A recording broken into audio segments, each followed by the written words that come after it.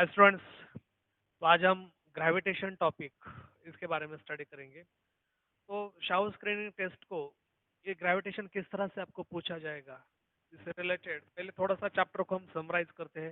मतलब ग्रेविटेशन क्या होता है, acceleration due to gravity, acceleration due to gravity above the मतलब at a particular height below the surface of earth, that means depth, वो क्या होता है।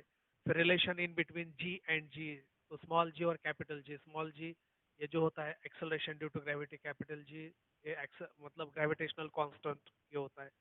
तो इन दोनों में रिलेशन क्या है, या फिर एक्सेलरेशन ड्यू टू ग्रेविटी का फार्मूला, फिर यूनिवर्सल लॉ ऑफ ग्रेविटेशन, इससे रिलेटेड कुछ मतलब ये जो कंसेप्ट है ऑलरेडी आप पढ़ चुके हो, बस उसको समराइज करना है। मतलब फार्मूले जो है जो कि हमें यूज करने हैं फार्मूले, तो उस फार्मूले के बारे में थोड़ा सा हम स्टडी करते हैं। बाद में उससे रिलेटेड न्यूमेरिकल्स जो भी है तो न्यूमेरिकल्स के बारे में हम स्टडी करेंगे। ओके, तो ग्रेविटेशन बेसिकली क्या होता है, that is the force of attraction in between any two bodies in the universe. Okay, और ये जो मतलब लॉ ऑफ ग्रेविटेशन जो होता है, जिसे हम यूनिवर्सल लॉ ऑफ ग्रेविटेशन बोलते हैं, वो क्या होता है, universal law of gravitation. Universal law of gravitation, universal of gravitation क्या है कि फोर्स ऑफ अट्रैक्शन। अब ये तो बेसिकली अट्रैक्टिव फोर्स ही है, फंडामेंटल फोर्स में सबसे वीकेस्ट फोर्स है ग्रेविटेशनल फोर्स। ओके, एक बार क्वेश्चन पे आया था इससे रिलेटेड, मतलब चार फोर्सेस दिए थे, gravitational force, electrostatic force, strong nuclear force, weak nuclear force. तो इसमें फंडामेंटल ये जो चार फंडामेंटल फोर्सेस है, सबसे वीकेस्ट फोर्स कौन सा है, तो ग्रेविटेशन फोर्स सबसे वीकेस्ट फोर्स होता है, वो याद रखना। कभी मतलब ऐसे भी क्वेश्चन अगर पूछा जाए तो उसका आंसर आपको मालूम होना चाहिए। ओके, तो यूनिवर्सल लॉ ऑफ ग्रेविटेशन, तो फोर्स बेसिकली अट्रैक्टिव फोर्स है। So force of attraction any two bodies in the universe. Okay, suppose ये दो बॉडीज है, A body and B body, और centre of mass. Okay, centre of mass क्या होता है, that is the point at which whole mass of the body is suppose to be concentrate at that place. तो उस point में पूरे body का mass concentrated है, इसको हम सेंटर ऑफ मास बोलते हैं। और जो भी डिस्टेंस हमें मेजर करना है वो हमेशा सेंटर ऑफ मास है, क्योंकि कई बार अब थोड़ा सा मतलब जब फार्मूले हम रिवाइज कर रहे हैं, कंसेप्ट को रिवाइज कर रहे हैं, तो इसको किस तरह से पूछा जा सकता है ये भी हमें मालूम होना चाहिए। कभी कभी क्या करते हैं, मतलब जो डिस्टेंस यहाँ दिए डिस्टेंस दिया जाता है और इसका रेडियस दिया जाता है, तो रेडियस इसमें ऐड करना पड़ता है टोटल डिस्टेंस में, क्योंकि ये जो डिस्टेंस हम मेजर कर रहे हैं इस पॉइंट से मेजर नहीं करते कभी भी। ये जो डिस्टेंस हम मेजर करते हैं कहाँ से मेजर करते हैं, सेंटर ऑफ मास से। तो ये भी याद रखना है। अब ये दो बॉडीज है जिसका मास, एक बॉडी का ए बॉडी का मास m1 हमने कंसिडर कर दिया, और जो दूसरी बॉडी है बी बॉडी, उसका मास हमने m2 कंसिडर कर दिया। अब दोनों के बीच में जो डिस्टेंस है तो वो समझो यहाँ पर r डिस्टेंस है, r या फिर d कोई भी ले सकते हो आप। ओके, तो ये डिस्टेंस r या फिर d भी ले सकते हो, ऐसी कोई बात नहीं। अब यूनिवर्सल लॉ ऑफ ग्रेविटेशन, जिसे हम न्यूटन्स लॉ ऑफ ग्रेविटेशन भी बोलते हैं। ओके, तो यूनिवर्सल लॉ ऑफ ग्रेविटेशन होता क्या है, the force of attraction between any two bodies, gravitational force of attraction between any two bodies is product of their masses, so m into, and inversely proportional to square of the distance between them। अगर ये दोनों को मिला जाए तो क्या आ जाएगा, F is directly proportional to m1 m2 divided by r square, बराबर है। अब ये डायरेक्टली प्रोपोर्शनल टू हम हटाते हैं तो यहाँ पर प्रोपोर्शनलिटी कांस्टेंट g आ जाएगा, g m1 m2 divided by r square. अब ये m1 m2 तो ये दोनों बॉडी का मास है, r तो डिस्टेंस है, तो ये g क्या है यहाँ पर, तो ये g है, what is that, universal gravitational constant. Universal gravitational constant, तो ये यूनिवर्सल ग्रेविटेशनल कांस्टेंट है। समझ में आ गया, ये g। अब ये g जो है किसके बराबर आ जाएगा, सो g दैट इज, ये तो फोर्स ऑफ अट्रैक्शन का ये बन गया, ये मतलब यूनिवर्सल फोर्स ऑफ अट्रैक्शन। तो इससे हम मास ऑफ बॉडीज, मतलब अर्थ का मास भी ये इस फार्मूले से रिलेटेड, अभी इस पे भी क्वेश्चंस आपको पूछे जाएंगे, बहुत बार पूछे गए। ओके, तो इससे हम मास, जो अर्थ का मास है वो कैलकुलेट कर सकते हैं, अर्थ का रेडियस है वो भी हम यहाँ पर कैलकुलेट कर सकते हैं। ओके, अब जी क्या आ जाएगा यहाँ पर, F R square divided by m1 m2। तो m फोर्स जो है हम न्यूटन में मेजर करते हैं, डिस्टेंस मेजर में न्यूटन, मीटर स्क्वायर और ये किलोग्राम स्क्वायर। ओके, तो ये आ जाएगा इस तरह से इसका एसआई यूनिट। तो एसआई यूनिट जो है इसका ये क्या आ जाएगा, Newton metre square per kilogram square. और सीजीएस यूनिट जो है इसकी तो ये क्या आ जाएगी, न्यूटन के बजाय हम लिखते हैं dine centimetre square per gram square. Okay, तो ये आ जाएगा सीजीएस यूनिट। तो यूनिट के बारे में भी कभी इसके ऊपर क्वेश्चंस पूछे जा सकते हैं। तो यूनिट याद रखना यूनिवर्सल ग्रेविटेशनल कांस्टेंट का। और जी की जो वैल्यू है वो कितनी है, 6.67 into 10⁻⁻11 newton metre square per kilogram square. ये एसआई सिस्टम में। और सीजीएस सिस्टम में 6.67 into 10⁻⁻8 newton metre square plus sorry dyne centimetre square per dyne centimetre square, dyne centimetre square per gram square. Okay, ये CGS unit आ जाएगा। तो ये SI unit, CGS unit, ये है यूनिवर्सल लॉ ऑफ ग्रेविटेशन। इसके ऊपर भी आपको क्वेश्चंस पूछे जाएंगे। बाद में हम न्यूमेरिकल्स एक साथ स्टडी करते हैं, पहले थोड़े से फार्मूले रिवाइज करते हैं हम कंसेप्ट को, ताकि हम उससे फैमिलियर हो जाए। ओके, अब इसके बाद जो आ जाता है यूनिवर्सल लॉ ऑफ ग्रेविटेशन। अब ये जो यूनिवर्सल लॉ ऑफ ग्रेविटेशन है, इससे मतलब क्वेश्चंस जैसे कि हम मास भी निकाल सकते हैं अर्थ का। ओके, ऑब्जेक्ट का मास निकाल सकते हैं, या फिर डिस्टेंस जो है दो बॉडीज के बीच में वो डिस्टेंस, या फिर अर्थ का रेडियस जो है, अर्थ की डेंसिटी, ये सब चीजें हम यहाँ पर निकाल सकते हो इस फार्मूले से, अगर बाकी के टर्म्स रिलेटेड जो है वो मालूम होते हैं। ओके, या फिर आगे चलकर एक जी का एक फार्मूला आ जाएगा, उससे भी हम वो मतलब मास, अर्थ का मास, रेडियस, ये सब हम निकाल सकते हैं। जैसे कि जी का जो फार्मूला है, g that is equal to G M divide by are square, आगे चलकर हम उसको स्टडी करते हैं। ओके, अब ये हो गया यहाँ पर, F is directly proportional to m1 m2 divide by are square. Okay, अब देखते हैं इसके रिलेटेड जो कुछ बेसिक क्वेश्चंस बन जाते हैं। ओके, तो फोर्स तो inversely proportional to are square यहाँ पर दिखाई दे रहा है। ओके, अब ये डिस्टेंस अगर हम दो गुना करते हैं, ओके, अब यहाँ पर हमें हमें दिखाई दे रहा है फोर्स जो है, force is inversely proportional to are square. Okay, distance, बाकी तो जो भी मासेस है वो तो कांस्टेंट ही रहेंगे। ओके, तो force inversely proportional to are square. तो अगर ये डिस्टेंस, अब इस पर ऐसे भी क्वेश्चन पूछे जाते हैं, अगर ये डिस्टेंस हम दो गुना ज्यादा बढ़ाते हैं, ओके, तो आर बिकम्स डबल, ये डिस्टेंस हम अगर डबल करते हैं तो ये डैश क्या आ जाएगा, 2r होल स्क्वायर। अब ये जो है तो फोर्स में मतलब जो फोर्स है ग्रेविटेशनल फोर्स, उसमें क्या चेंजेस हो सकते हैं यहाँ पर, अगर हम डिस्टेंस हम अगर हम दो गुना ज्यादा बढ़ाते हैं तो फोर्स कितने गुना ज्यादा बढ़ेगा या कम होगा या फिर उतना ही रहेगा। इससे रिलेटेड मतलब कंपैरिजन से रिलेटेड जो क्वेश्चंस है, इससे बहुत बार पूछे जा सकते हैं, मतलब जो भी जहाँ पर भी कंपैरिजन होता है। ओके, तो F dash is directly proportional, तो ये क्या आ जाएगा, F dash divided by F that is equal to, ये तो कांस्टेंट ही है मास, तो ये क्या आ जाएगा 1/2r का square divided by 1/r square.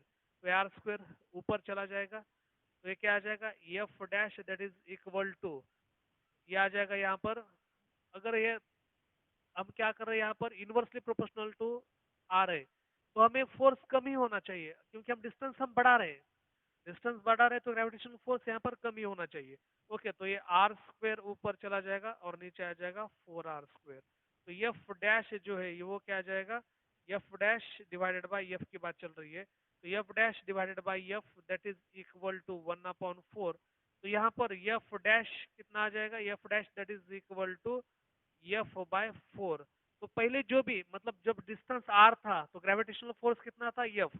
अगर ये डिस्टेंस अगर हम 2r करते हैं, दो गुना हम बढ़ाते हैं, तो ग्रेविटेशनल फोर्स 1/4 या यहाँ पर क्या हो जाएगा, कम हो जाएगा। तो जो भी नया ग्रेविटेशनल फोर्स आ जाएगा, so that becomes less bye 1/4 term. Okay, अगर ये डिस्टेंस हम ऐसे क्वेश्चंस आपको कंपैरिजन से रिलेटेड है वो बार बार आपको पूछे जाएंगे। ओके, अब ये डिस्टेंस हम हाफ हाफ करते हैं, कभी क्वार्टर, जो भी है डिस्टेंस 3/2 3/4 ऐसे भी आपको कुछ वैल्यूज दी जाएगी। अगर ये डिस्टेंस मान लेते हैं, डिस्टेंस जो है वो डिस्टेंस बिकम्स डबल्ड, ये सिचुएशन क्या है, distance if distance distance becomes doubled. Okay, अब डिस्टेंस बिकम्स हाफ्ड, मतलब आधा हम करते हैं, तो इफ डिस्टेंस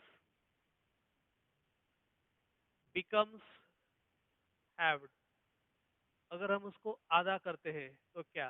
ओके, तो बेसिक है F is inversely proportional to are square, F dash is inversely proportional to R by two का स्क्वायर। अब फिर से F dash divided by F compare करेंगे तो ये क्या आ जाएगा, ये R R square by four. Okay, तो ये यहाँ पर 1/r² बाय 4 डिवाइडेड बाय ये नीचे 1/r²। ओके, अब यहाँ पर किस तरह से आ जाता है ये हम यहाँ पर देखेंगे, ये आर नीचे आ जाएगा। ओके, तो ये 4 जो है ये 4 भी ऊपर चला जाएगा तो 4r²। तो F dash divided by F that is equal to 4r² divided by r²। तो ये r² कैंसिल हो जाएगा, तो F dash that is equal to, so that is 4f। तो इस तरह से कुछ सिचुएशन बनेगा, समझ में आ रहा है आपको? ओके, तो अगर हम ये डिस्टेंस कम करते हैं तो फोर्स 4 गुना ज्यादा बढ़ रहा है, ग्रेविटेशनल फोर्स। अगर हम डिस्टेंस कम मतलब हाफ करते हैं, तो अगर ये डिस्टेंस हम बढ़ाते हैं तो ये फोर्स जो है वो 1/4 बन रहा है, जो भी एक्चुअल ग्रेविटेशनल फोर्स है उससे, और ये 4 गुना ज्यादा हो रहा है। ओके, और ये 4 गुना कम हो रहा है यहाँ पर। तो इस तरह से ये जो कंपैरिजन है इस सिचुएशन पे, तो आपको कंपैरिजन भी पूछा जाएगा। ओके, अब देखते हैं बाद में तो हम न्यूमेरिकल सॉल्व करेंगे बहुत सारे इससे रिलेटेड जो भी क्वेश्चंस आपको शाउ स्क्रीनिंग टेस्ट में पूछे जाएंगे या फिर पूछे जा सकते हैं। ओके, कुछ जो पूछे गए उसके भी थोड़ी सी प्रैक्टिस करते हैं, ताकि आपको एक अंदाज आ जाएगा कि इस टॉपिक से रिलेटेड कैसे क्वेश्चंस आपको पूछे जाएंगे। ओके, चलो आगे बढ़ते हैं फिर।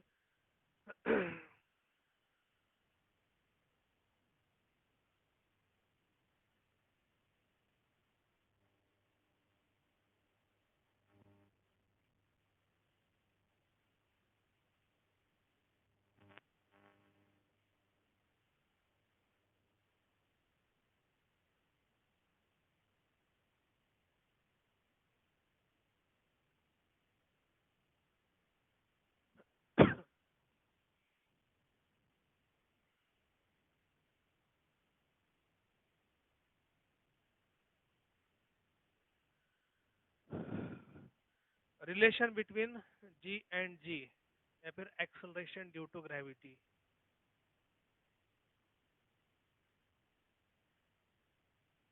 एक्सलरेशन ड्यू टू ग्रेविटी, सिंपलिकली हम जी से डिनोट करते हैं उसको, या फिर इस आर्टिकल को हम इस तरह से भी ले सकते हैं। अब एक्सेलरेशन ड्यू टू ग्रेविटी पहले क्या है वो समझते हैं।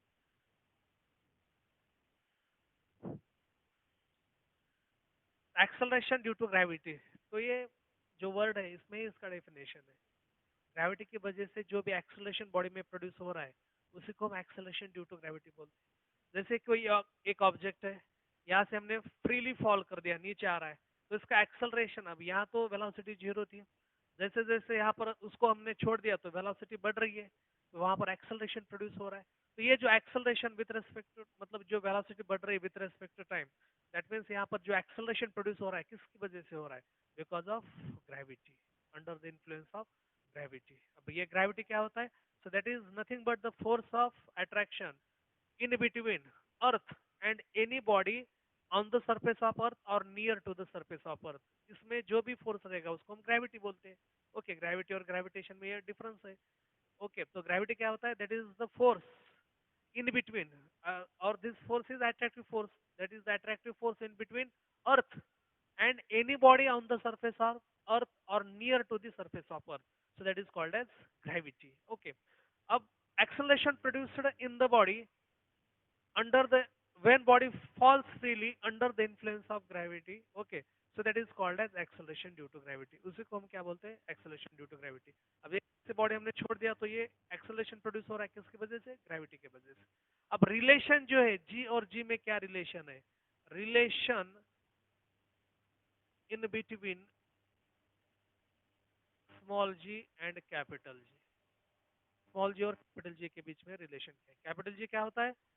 यूनिवर्सल ग्रेविटेशनल कांस्टेंट, और स्मॉल जी क्या होता है? What is that? Acceleration due to gravity. इसकी वैल्यू है जी की, कितनी वैल्यू है? 9.8। जी की वैल्यू कितनी है? 9.8 मीटर पर सेकंड स्क्वायर। ओके, तो ये on the surface of earth, surface of अर्थ जो है ये वैल्यू हम लेते हैं 9.8 मीटर पर सेकंड स्क्वायर। अब किसी एनसीईआरटी बुक में जब न्यूमेरिकल्स हम सॉल्व कर रहे हैं तो कभी कभी उसको 10 भी दिया जाता है, ओके, 10 मीटर पर सेकंड स्क्वायर गिवन डेटा में, तो अगर जो दिया है वो हम यहाँ पर ले सकते हैं। और ये जो स्मॉल कैपिटल जी है, यूनिवर्सल ग्रेविटेशनल कांस्टेंट, इसकी वैल्यू कितनी है? 6.67 into 10⁻11 Newton metre square per kilogram square. Okay, तो ये इसकी वैल्यू है, हर एक की वैल्यू हमें मालूम भी होनी चाहिए, क्योंकि बहुत बार ये डेटा कांस्टेंट वैल्यू जो है वो नहीं दिए जाते, मतलब दे भी सकते हैं नहीं भी दे सकते। ओके, तो रिलेशन क्या है दोनों में? अब ये जी जो है ये क्या मतलब एफ इज जी एंड जी में जो हम रिलेशन ले रहे हैं, तो एफ इज इक्वल टू ये जो फोर्स है ये क्या है? G M M F G M M divided by are square, ये तो हमें मालूम है क्योंकि कोई एक अर्थ लिया जाता है near to the surface of earth, एक कोई बॉडी है, अर्थ का रेडियस है हमने आर मान लिया, ओके, सेंटर ओ है, ये किसी हाइट पे है, ये हाइट पे, या फिर close to the earth surface, ये कहीं यहाँ पर भी ले सकते हैं, ओके, नियर, ओके, जिसका मास कितना है इस बॉडी का? यम, अर्थ का मास कितना है? कैपिटल यम, ये वैल्यूज यहाँ पर हमने पुट अप कर दी। ओके, तो एफ जो है फोर्स, ये दोनों में कितना फोर्स है? G M M divided by are square, distance दोनों के बीच में, ये बहुत वेरी क्लोज, हम मान लेते हैं कि ये बहुत पास है, वेरी क्लोज, तो ये आर के बराबर ही रहेगा डिस्टेंस, बहुत थोड़ी सी हाइट है तो हम H R plus H whole square ये भी हम यहाँ पर ले सकते हैं, R plus H square. Okay, अब ये बहुत पास है, वेरी क्लोज है, तो ये सिचुएशन हम आर स्क्वायर रिलेटेड लेते हैं। और ये अब क्या होता है? Mass into acceleration, so that is m ji. Okay, अब दोनों को कंपेयर करते हैं, m g that is equal to G M M divided by are square. Capital M earth का मास है, स्मॉल एम किसी बॉडी का मास है, तो स्मॉल एम कैंसल, तो g that is equal to G M divided by are square, एक relation बन गया, ये बन गया एक्सेलरेशन ड्यू टू ग्रेविटी का relation. Okay, so ji that is equal to, G क्या है यहाँ पर? So ji that is the universal gravitational constant, M that is the mass of earth, r is the distance, ये radius of earth ही लेंगे यहाँ पर, r is the radius of अर्थ, या फिर डिस्टेंस इन बिटवीन सेंटर। अब ये distance कहाँ से मेजर करते हैं? हमेशा सेंटर से, तो ये सेंटर का, अर्थ का सेंटर है वो, और ये बॉडी है जो कि अर्थ के बहुत बहुत ही क्लोज है, बहुत पास है, तो हम टोटल डिस्टेंस हम आर ही कंसिडर करेंगे, थोड़ी सी हाइट है तो हम एच यहाँ पर अप्लाई कर सकते हैं। ओके, तो g that is equal to G M divide by are square, इससे हम, अगर हमें जी की वैल्यू मालूम है, रेडियस मतलब अर्थ का रेडियस मालूम है, कैपिटल जी की वैल्यू मालूम है, तो मास ऑफ अर्थ निकाल सकते हैं। मास ये सब चीजें मालूम है तो हम उसको डेंसिटी ऑफ अर्थ जो है वो भी हम निकाल सकते हैं। ओके, क्योंकि अब मास जो है तो उसको हम डेंसिटी और वॉल्यूम में कन्वर्ट कर सकते हैं। ओके, और वॉल्यूम अर्थ का कितना है? 4/3 पाई आर क्यूब, क्योंकि अर्थ ये स्फेरिकल बॉडी है, तो इससे रिलेटेड जो भी क्वेश्चंस बनेंगे इस फार्मूले से रिलेटेड तो हम यहाँ पर बना सकते हैं। ओके, तो ये आ गए यहाँ पर, तो जी की वैल्यू इस तरह से हम कैलकुलेट कर सकते हैं, समझ में आ रहा है? तो कुछ तीन टर्म्स दे दिए जाता है तो चौथी टर्म्स हम यहाँ पर कैलकुलेट कर सकते हैं। ओके, दूसरा देखते हैं इसे ड्यू टू ग्रेविटी के बारे में। ओके, अब इसके जो कैरेक्टरिस्टिक्स है, मतलब law of universal gravitation constant, या फिर यूनिवर्सल ग्रेविटेशन का जो लॉ हमने स्टडी किया, force of attraction any two bodies in the universe is directly proportional to product of their masses and inversely proportional to square of the distance between them.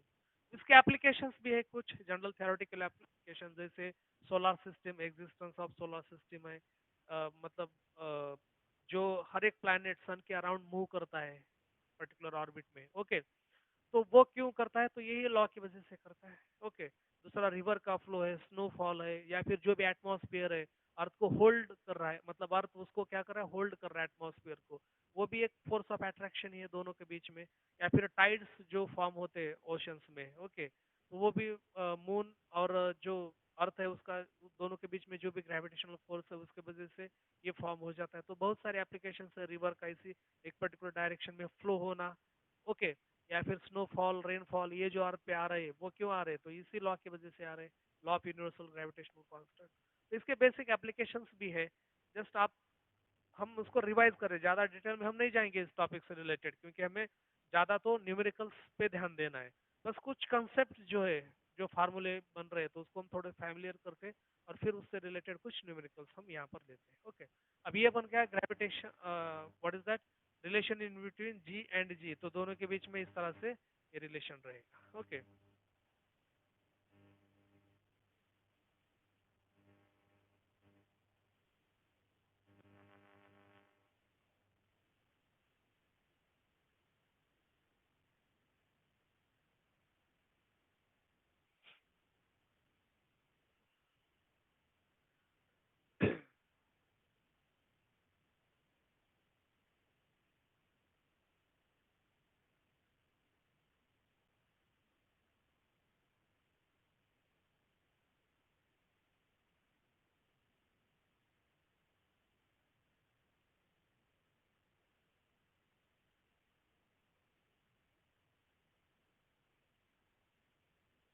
अब देखते हैं variation,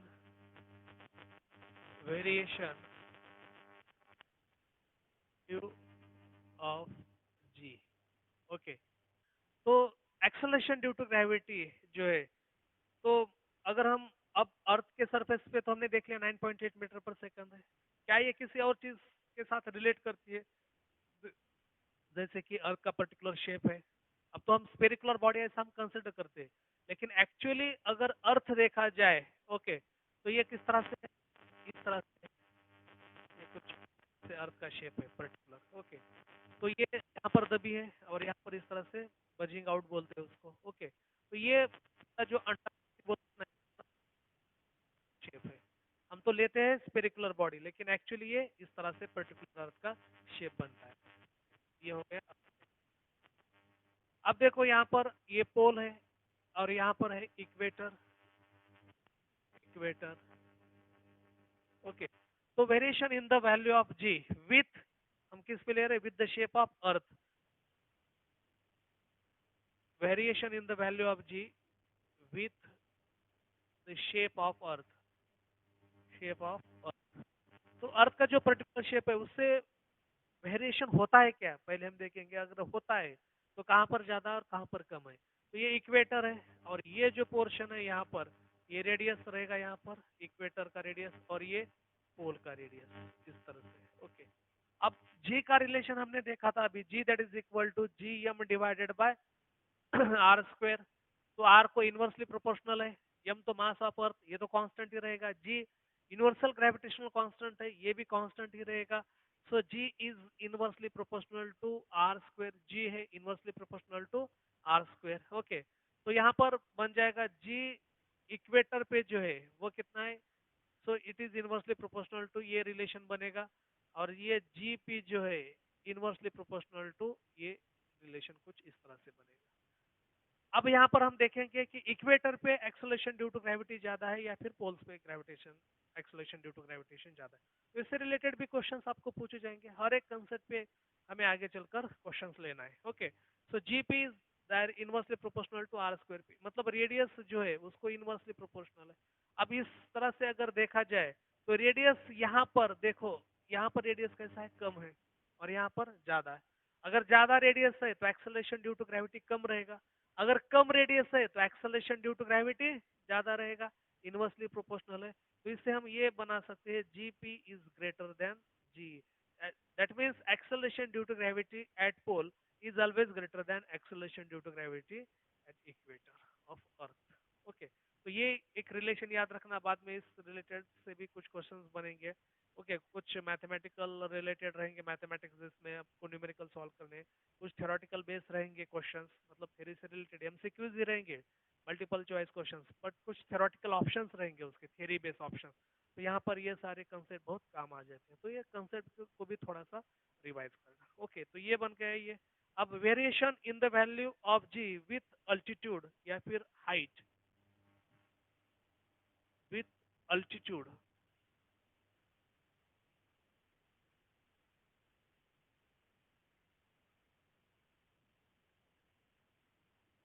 with altitude, या फिर हम उसको बोलेंगे height, above the surface of earth, above the surface of earth।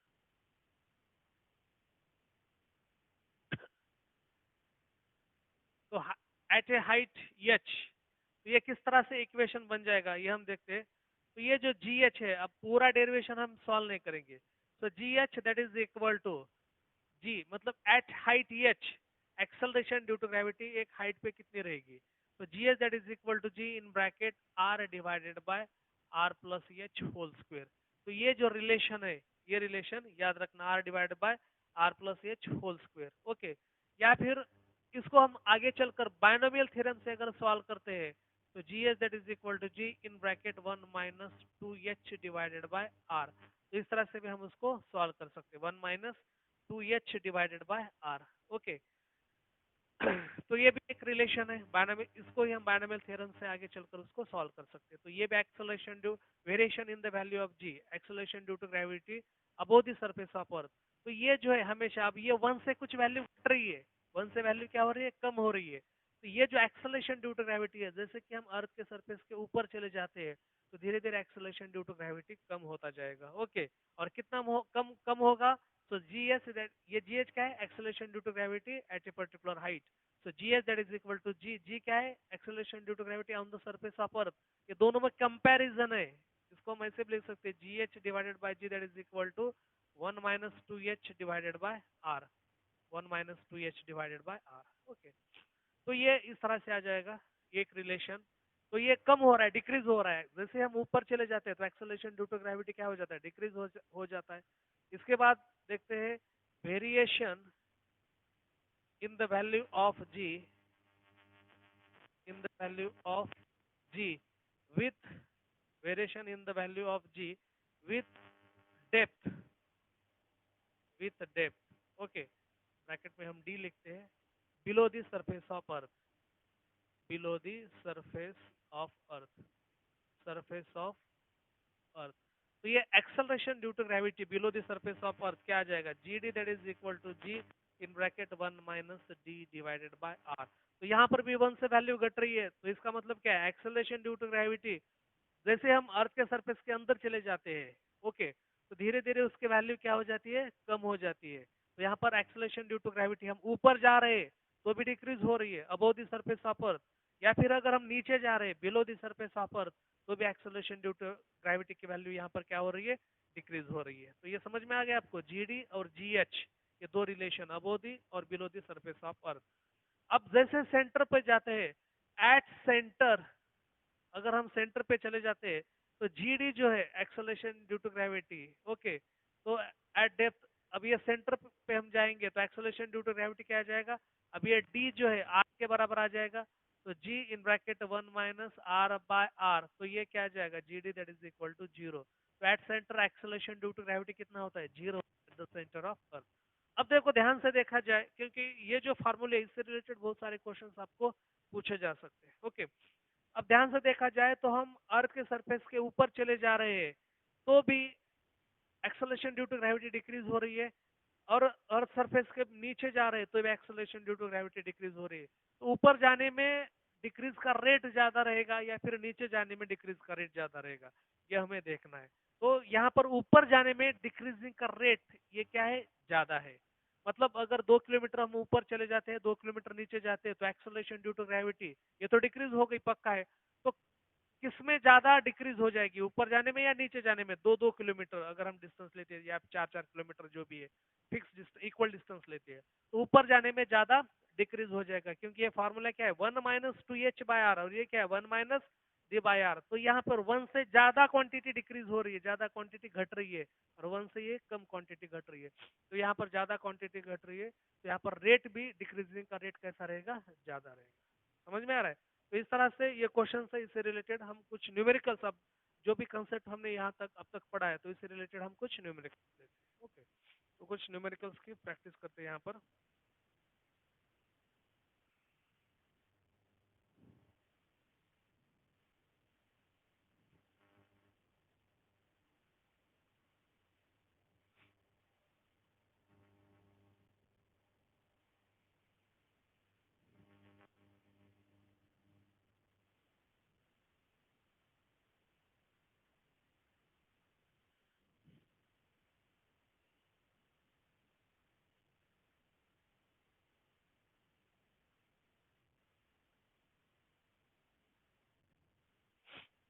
तो यहाँ पर एक क्वेश्चन है, if R is the radius of the earth, if R is the radius of the earth? Radius of the earth.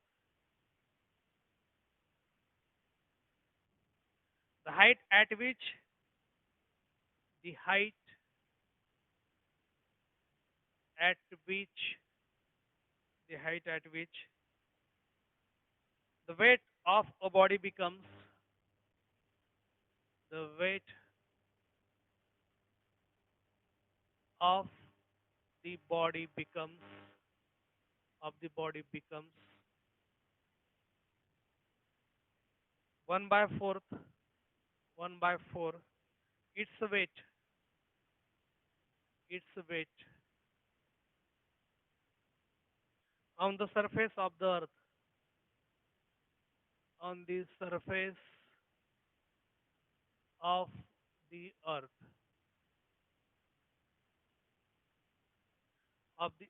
is। अब आपको options दे दिए हैं। पहला ऑप्शन है 2r, दूसरा ऑप्शन है r, तीसरा ऑप्शन है r/2 और चौथा ऑप्शन है r/4। तो आपको ये यहाँ पर सॉल्व करना है। क्वेश्चन ध्यान से देखो ये किस तरह से आपको पूछा गया है और इसका एक आंसर भी हमें यहाँ पर देखना है। ओके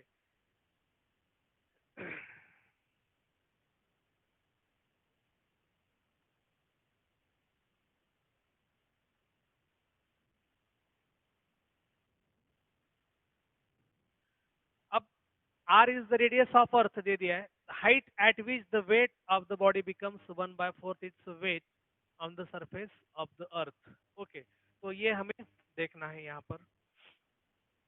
अब हम जानते हैं कि जैसे जैसे हम ऊपर जा रहे हैं तो acceleration due to gravity decrease हो रहा है। ओके तो ये जो फार्मूला है acceleration due to gravity at height h, तो जी H that is equal to ji in bracket r divided by are plus H whole square, ये इक्वेशन। आपको पूछा है कि कितने हाइट पर हम चले जाएंगे, ऊपर कितने हाइट पे चले जाएंगे, तो उस टाइम में जो भी बॉडी का वेट अभी अर्थ के सरफेस पे है तो वहां पर जाने के बाद ये 1/4 हो जाएगा। वहां पर जाने के बाद 1/4 हो जाएगा। तो हमें ये याद रखना है। तो वेट तो क्या हो जाएगा यहाँ पर, weight at height height H. Okay तो कितना बन जाएगा, तो वेट क्या है W that is equal to M G. तो यहाँ पर क्या आ जाएगा W dash that is equal to क्या आ जाएगा एम, मास तो फिक्स रहेगा उसका, मास में तो कोई चेंज नहीं, एम जी डैश एच रहेगा वेट। ओके तो इसको हम देखते हैं क्या आ जाएगा। तो ये आ जाएगा M G dash H, M G dash H that is equal to यहाँ पर क्या आ जाएगा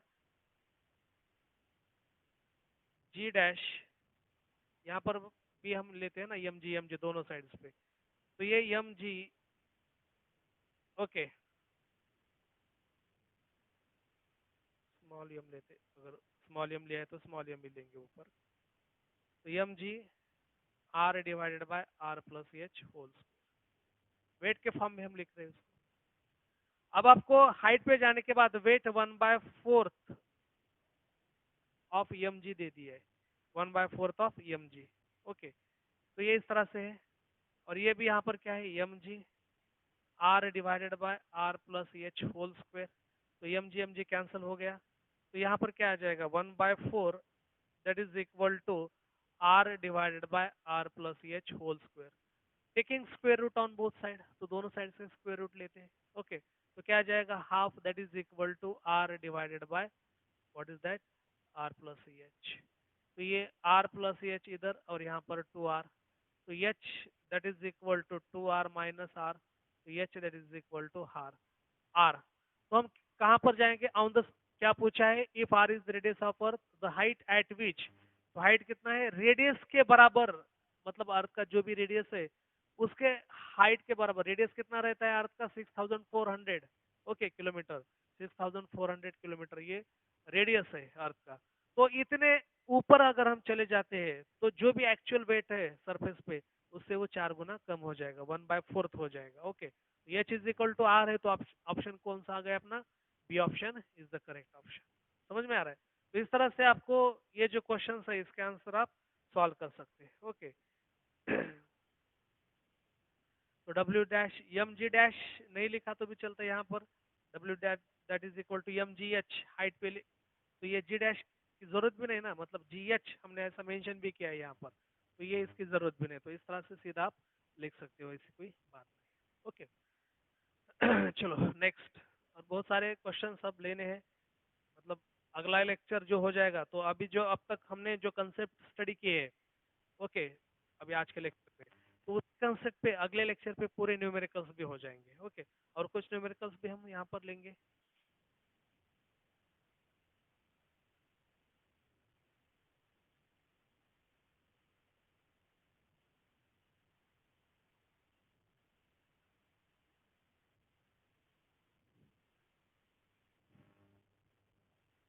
वैसे क्वेश्चंस आपको पूछे जाते हैं।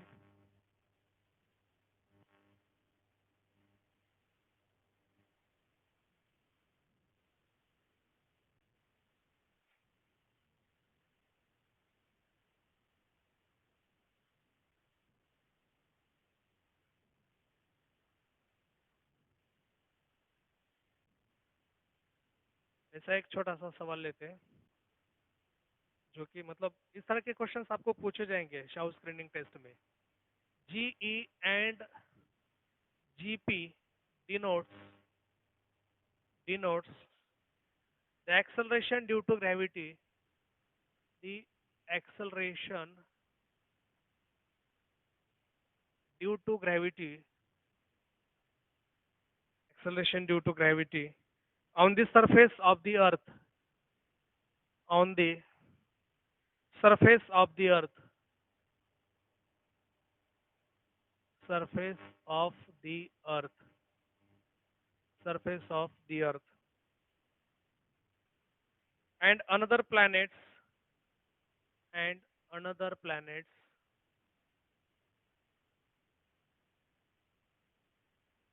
whose mass and radius, whose mass and radius are twice, are twice as that of the earth, as that of the earth, then अब आपको ऑप्शंस दे दिए हैं। Gp is equal to ge, gp is equal to ge by 2, gp is equal to 2 ge, and last option है